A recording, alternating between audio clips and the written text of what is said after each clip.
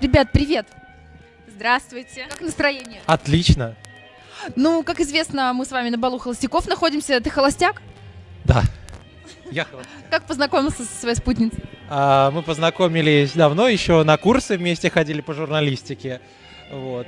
Мы как То есть ты привел ее в проект «Холостяки», правильно я поняла? меня привела в проект «Холостяки». Так, подождите, я уже ничего не понимаю. Насколько мне известно, проект «Холостяки» для мужчин, в который впервые пустили женщин, так?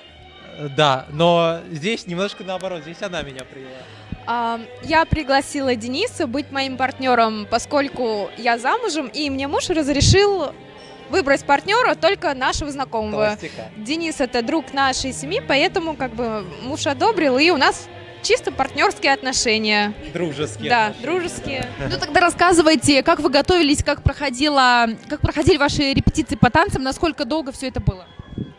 Ну вот больше недели мы на репетиции ходили вместе, и вот сейчас как раз выступление будет, вот готовимся. Получается, 2 недели мы упорно трудились, встречались почти каждый день по вечерам. Вот Да.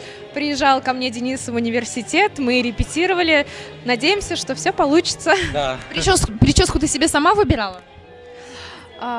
Прическу я примерно представляла, и визажист и стилист воплотили мою идею. Я очень довольна. Вот так. Какой номер сейчас вы покажете? Для чего фото? Это номер сюрприз, номер загадка. Не будем говорить пока? Нет, пусть будет сюрприз. Пусть будет сюрпризом. Сейчас увидите сами. Хорошо, ребят, спасибо большое вам за интервью. Желаю вам удачного выступления, и мы отпускаем вас в зал. Всегда, пожалуйста, Большое спасибо. спасибо. Спасибо вам.